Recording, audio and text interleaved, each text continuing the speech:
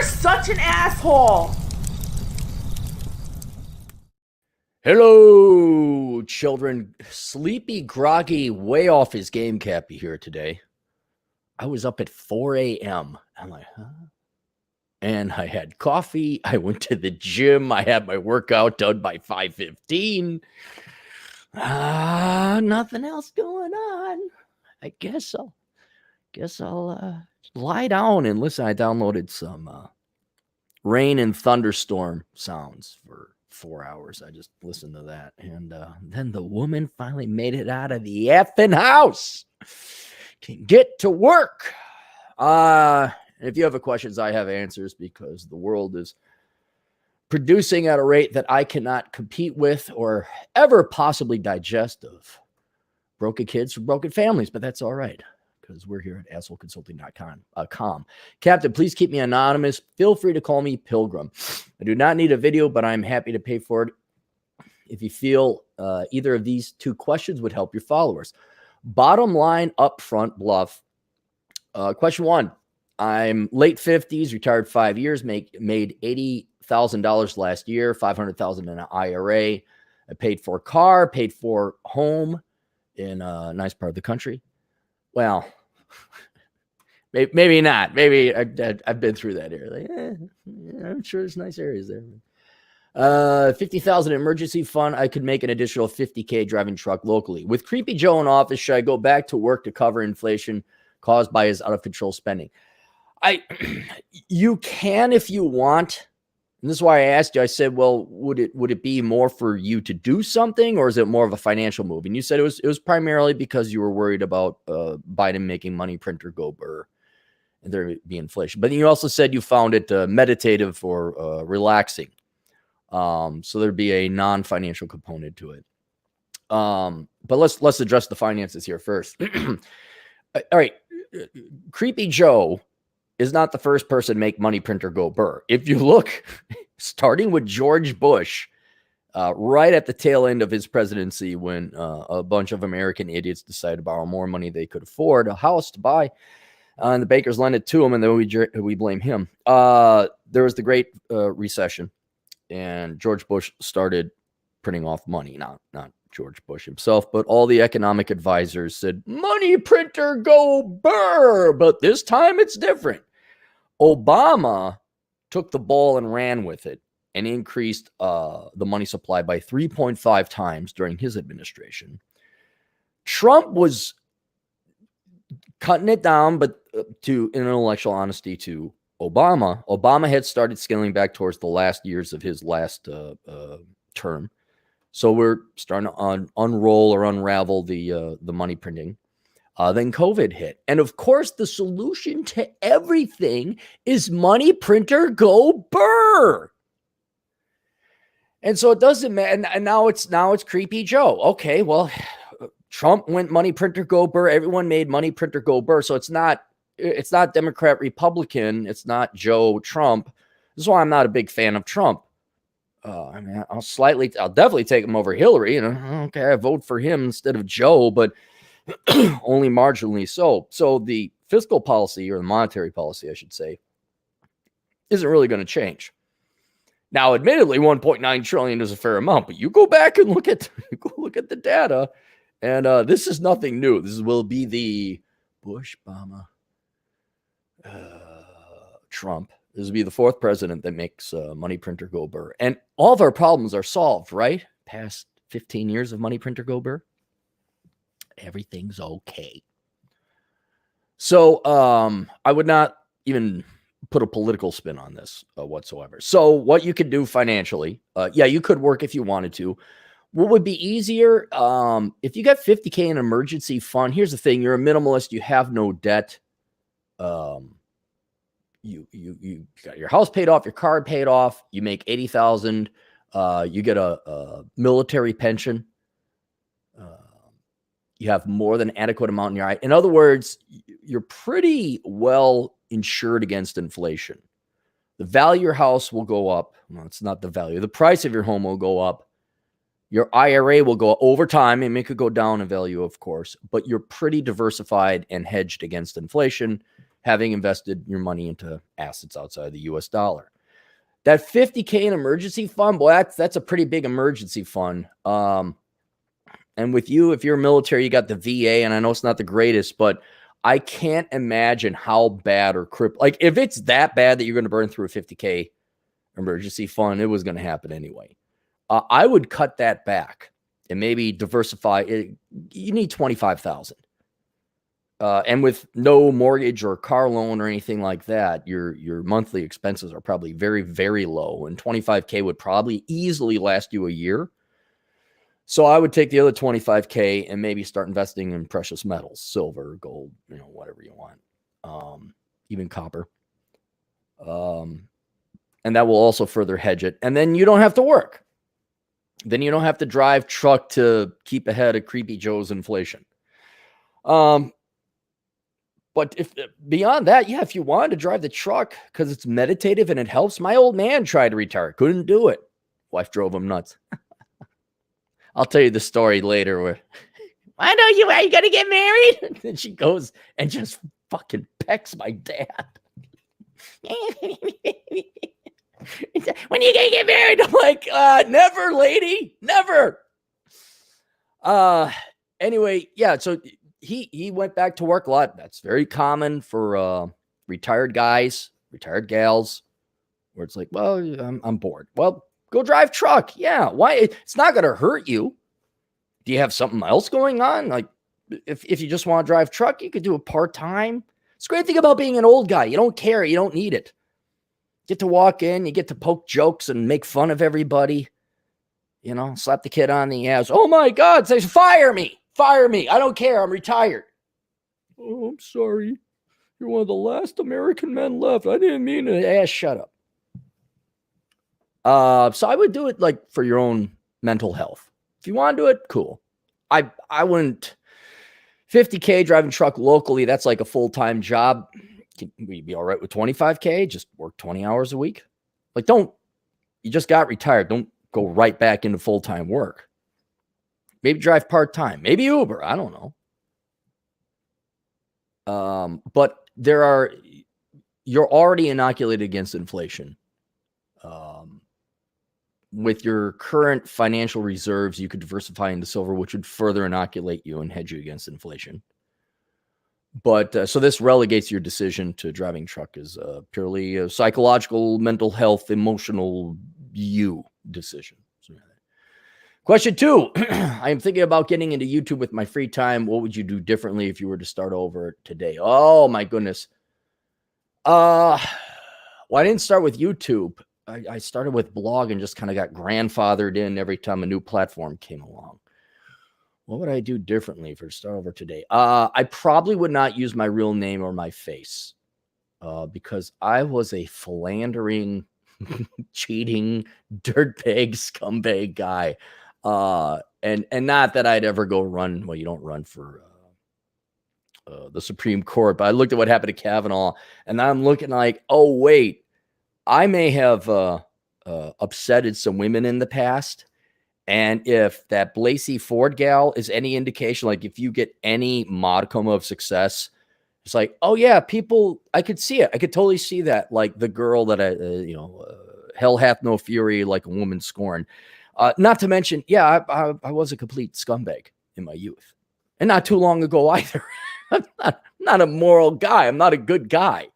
I just speak the truth, So I would be anonymous, which you could do on YouTube. You just have an image instead of having a camera. You don't even buy a camera. You could just put an avatar up and you can do that. And I absolutely, aside from that, I can't think of anything I would do differently. Because the good habits I got for YouTubing were the habits I developed in running a blog. Good content regularly, and put it out there. I guess with YouTube, like I said, it was grandfathered in. Nobody ever planned this. Kevin Samuels was like, hey, you know what Kevin Samuels is not 4 years old. You know what I'm going to do, Mom? I'm going to become a fashion expert. And then when this internet thing is created, I'm going to go and make bank on super chats. And Mom will go, what are you talking about, Kevin? Nobody ever did that. No one forecasted that. But the good habits I had developed in blogging led to good habits in YouTube. Like, good content regularly. Do not overthink it.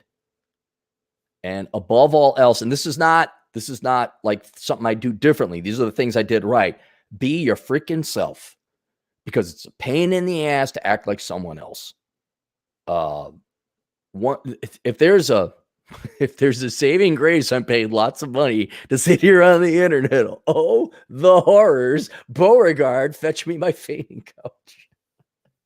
If there's one thing I like about the many things I like about this job I have, it's that I get to be myself.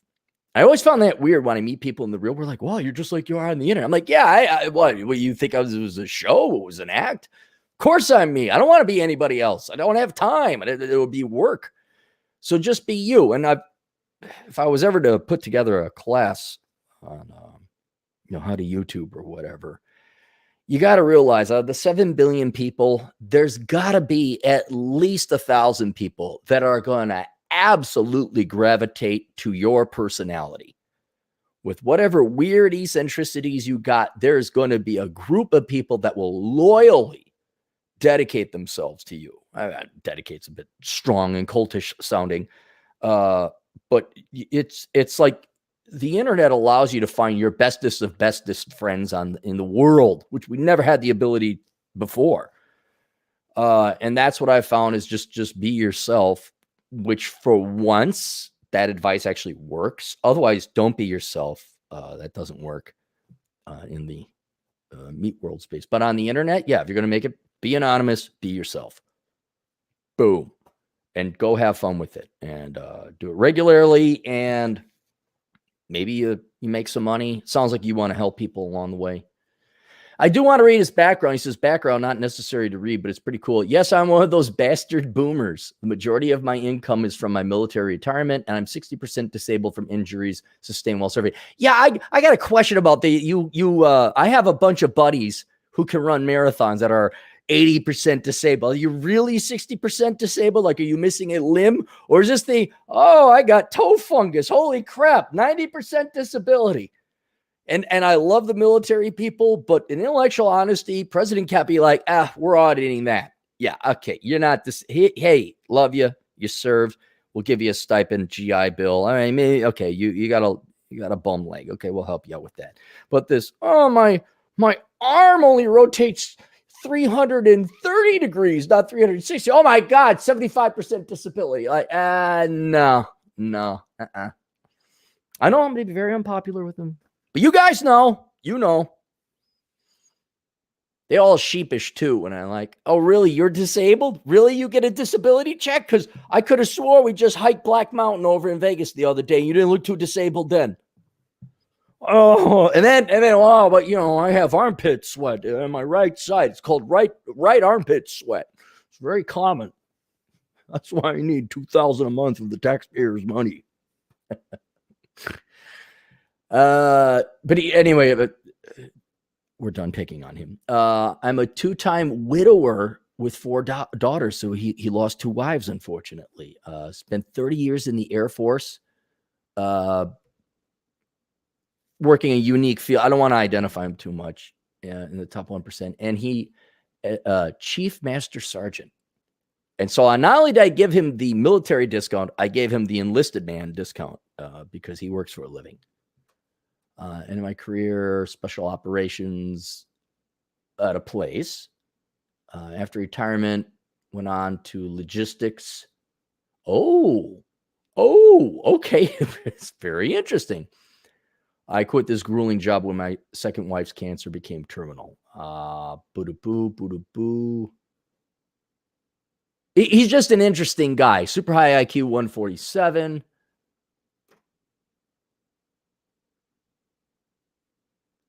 I'd rather do a manual dealing. Yeah, my choice to drive truck rather than being much higher paid manager is due to the fact that life is short, and I would rather do a manual job than deal with corrupt CEOs and other BS, even if the pay is roughly half of what I would be paid as a manager. Yeah, no, man, enjoy life. Your commodity right now, because you old as fuck. Your commodity right now is time, not money. You got enough money. I won't worry about it. All right, there we go. All right. What's the super chats look like? We got any super chats? Whoa, 61 comments. Whoa, $20 super chat. And hey guys, I got a consult. No more super chats. Don't send anything. I got 9 o'clock sharp. I gotta go in 12 minutes. So don't send the super chat. Save them for later. Me and Atham and Chad are gonna be broadcasting. Gotta burp. We're gonna be broadcasting about vasectomies later on, 4:30 this afternoon. Rodrigo Proenca, our Brazilian agent in the field, for 10 Brazilian reals. How is the experience of creating a course, minimalist course, different from writing a book? It's easier because a book, you have to precisely pick the words. There can't be typos and all that, whereas speaking and doing a presentation is a lot easier. You're allowed to say, you're allowed to misspeak because conversing is way more efficient than writing. So I will be doing more classes. It's just I haven't had time. I just have not had time. That Teachable is a great platform. If you guys want, email me. Let me know what kind of classes you want, because I have some ideas, but I'd rather ask the market what it wants and I'll deliver it rather than me like, hey, here's some slop you never ordered. Sam Whiskey, $5. Cappy, Mr. Magoo is more incompetent than Neville Chamberlain. Is more incompetent. Who's Mr. Magoo? Thanks, Sam. I don't know what that means, but thanks. Ice Snow is $5. Morning, Cappy. I just can't wait to get my UBI. By the way, when are you going to be on Pop's show? Gonorrhea? No, tonight. 8 p.m. Central, 9 p.m. Eastern. I think Pop's on Eastern. But that's tonight as well. Yeah. So we got the vasectomy show, the Vasectomy Club, later on this afternoon, 4:30. And then, then 8 o'clock. Oh God, I woke up at 4. Oh, I'm gonna be bad on Bad Pop. I'm gonna not be awake. I'm not awake now. The weirdest thing. Just got up. Get up. All right. Nothing stirred me. Nothing woke me. Scott Lukey for $2. He has nothing to say. Thank you, Scott. Thank you for the $2. Red sings the blues. I gotta get on your show. Email me again. Being yourself is lame. That's the 80s thing. That's although nowadays with the lameness or being yourself, like, oh, I'm being myself, I'm being edgy. It's like, yeah, exactly. So now you're a conformist. That's why it's like, it's not impressive if you have a tattoo. Ooh, did you pierce your nose? Ooh, boy, aren't you unique? I don't conform. I'm an independent. I read Sylvia Plath. Samson Simpson for $20 generous. Cappy, any ideas for beating the IRS? No, stop. I am even going to read the rest. I'll read the rest, but I'm just pay your damn taxes, okay? Like, just pay them and be done, because your time is not worth it. And charge more if you can. That's what I would do. Get an LLC, set up a company, take as many legal tax deductions as you can possible, but pay the damn IRS. Do not F around with that. And by the way, pay your state agency as well, right? You don't want to get audited. The reason you don't want to get audited is because they're going to find something. They're not going to throw you in jail like, hey, come on, you got to pay on. All right, here's your $2,000 check. It's the fact you got to spend the time dicking around with that. Here's the money. Go away. I'm out of here. Vlad Elkins lectured me because I overpaid a significant amount into the taxes. I really can't. Oh, more. Even the GF. I'm like, yo, I'm getting it back minus like 2% inflation. Okay, I like sleeping soundly knowing I've paid my taxes. So there's no beating the IRS. You could do it smartly. Hire Chad Elkins. ElkinsCPA.com. Learn about tax deductions. Okay, contribute to your IRA, your 401k. But pay your freaking taxes. Independent consultant paid via W-2. How are you an independent consultant, but you're paid W-2? Paying $50K in taxes and all travel expenses, can't claim my child nor travel expenses due to W-2. What can you do? You're not a contractor. How are you an independent consultant and you're a W-2? There's your problem. Get 1099. Say, hey, take me off the W-2. give me a 1099. Now you can write off your travel and your computer and your cell phone bill. And I don't know. I was going to say haircuts, but that's stretching it a little bit. Well, I got to look professional. Like, yeah, but you get a haircut anyway.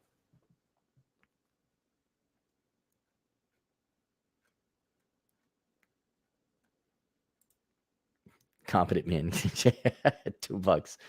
Guys, stop sending super chats now. Because it's going to happen, competent man. You know that's what's going to happen. Because I feel an obligation. Obviously, you guys pay money. I'll answer your questions. Then I miss one. One goes through the cracks. Oh, you late? Like I'm winding down, and then there's always somebody that sends a $5 or a $10 in there. Wow, and I already hit the end broadcast. It's like, well, it's too late. It's Biden is Magoo. Paternity suits for WM military. Women military? Juando, €2. What if you are not in the U.S. cap? Should we work? Well, it depends on the state or the country that you're in. Are they taxing the ever-living? Like if I was in Norway or any Scandinavian country, give me my stuff. Give me my free shit. I would, there's no reason to work in those countries. I mean, most of Europe for that, Italy, well, yeah, okay, let me think. I'm going to go work in the factory because there's no real jobs here because you've taxed the ever-living crap out of the productive and entrepreneurial people, and they've all escaped to Switzerland or some other place, or Russia or the Eastern Europe. So I can like serve coffee or go chill out on the beach. You give me a government check. I'm going to chill out on the beach. This is called the Atlas Shrugged part of the Democrats party. Like, wait a minute, you're not going to continue being our slaves to pay for all the degenerate single mothers and deadbeat dads and criminals? And you're not going to bail out the millennials? What do you do, huh? Competent man, $5. Horror stories of supermodels paid $10.99, not paying estimated taxes during the year. I know, it's very common. Chad runs into that because he's got some ladies of the evening on the interwebs. At tax time, all kinds of hysteria as they spent the money. Yes, I had a buddy who was big Democrat, and he ended up becoming a realtor, and he ended up making a lot of money, and he didn't pay his taxes. And, I can't believe I'm going to pay. This is not right. It's just not fair. I'm like, F you. You voted for it, you piece of scumbag shit. So that always happened. But they were doing it to be popular. No one thinks. Guardian Knight, $10 donation to the captain. Just put my communist currency to value. Yeah, it'll be parlayed into land. More recently, I think it'll be parlayed into paint. I think we're painting. That's the status. All right, that's it. Questions, answers. AstroConsulting.com. We'll see you guys later. Toodles.